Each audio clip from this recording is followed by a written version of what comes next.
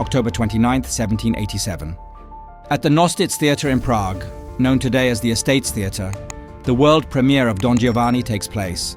The opera by Wolfgang Amadeus Mozart, inspired by the tale of the seducer Don Juan, his actions and his punishment, is now considered the opera of all operas.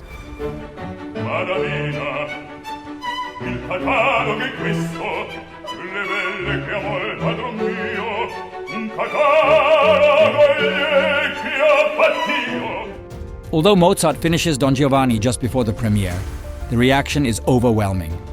The applause seems endless, and the audience is ecstatic. Once again, Mozart's now famous line proves true. In Prague, they understand me.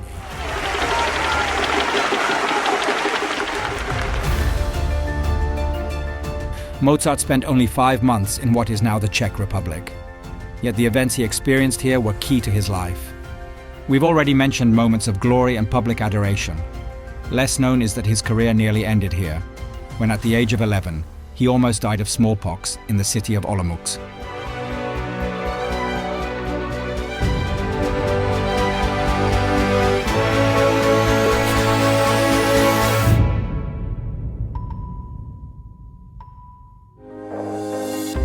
Wolfgang Amadeus Mozart, affectionately called Wolferl by his parents, meaning Little Wolf, was born in 1756 in Salzburg, the youngest of 7 children. His father, Leopold, a talented musician himself, quickly noticed that his young son was nothing short of a genius.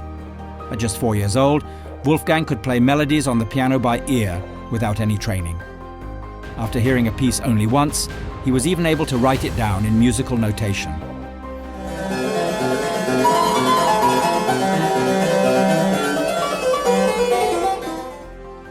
Leopold was immensely proud of his son, but also eager to profit from his talent.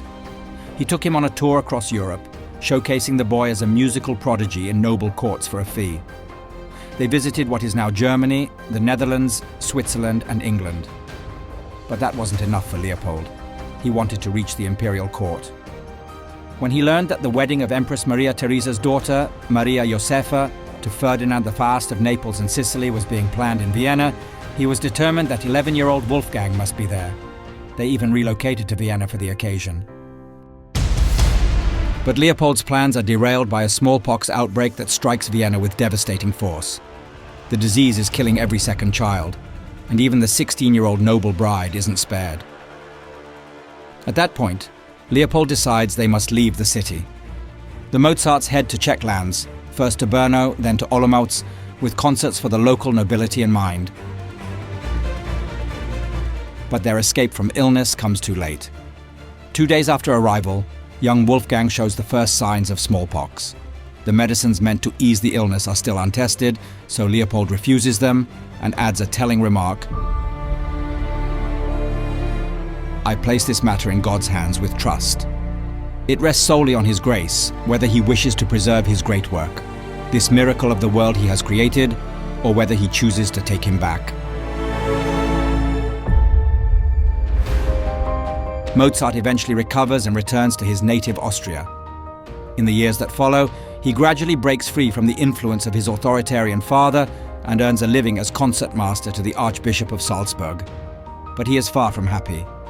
Over time, he grows weary of composing under church orders. He craves freedom, the chance to write on his own terms. At age 25, he decides to escape to Vienna. This move causes a serious rift with his father. And when Wolfgang marries Constance, the daughter of his former landlady, in 1782, the relationship is permanently severed. Even though this is the period when operas like Idomeneo and The Abduction from the Seraglio are composed, Mozart struggles constantly with money.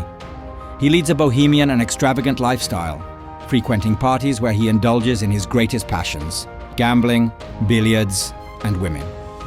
On top of that, he has trouble securing commissions for new operas. Emperor Joseph II favors his court composer, Antonio Salieri.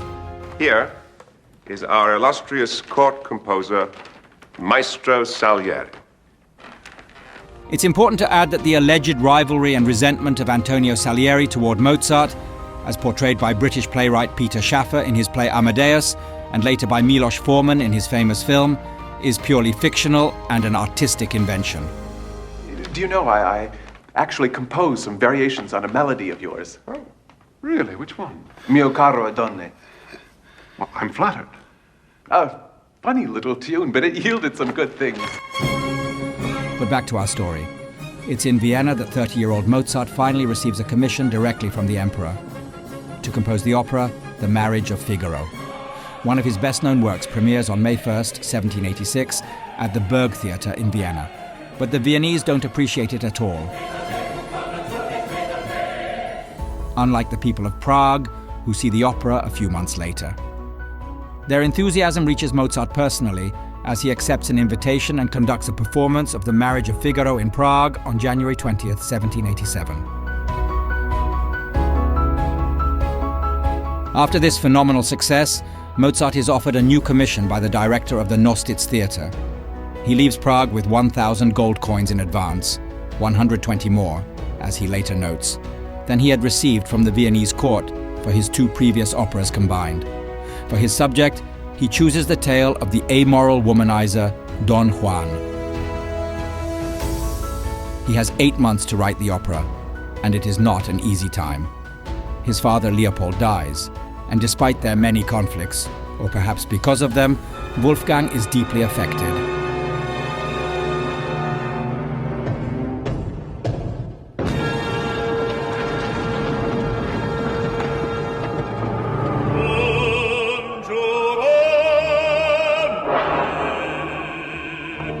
The premiere of the opera was originally set for October 14th, but had to be postponed. Mozart still wasn't finished. In the end, he stepped onto the stage of the Nostitz Theatre to conduct the piece himself on October 29th, 1787, 15 days late. It's said that he wrote the overture the night before, or even the day of the premiere.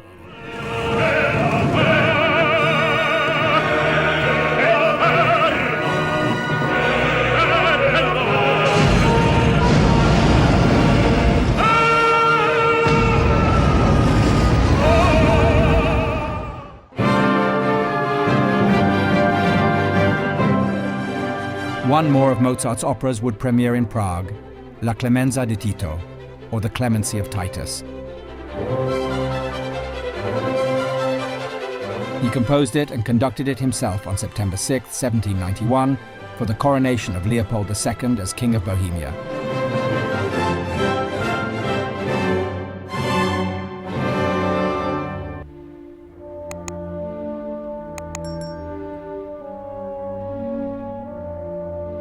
A few days later, Mozart returned to Vienna, with only 4 months left to live. He had contracted a streptococcal infection that had spread from the city's military hospital. In that short time, he still managed to complete The Magic Flute, and, fittingly, devoted himself to a grand funeral mass. But his requiem would remain unfinished.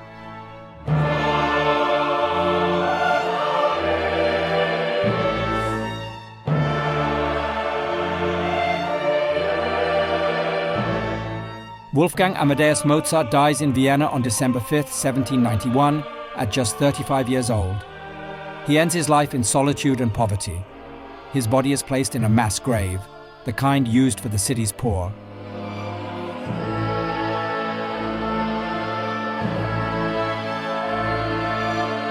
And so departs one of the greatest musical geniuses the world has ever known.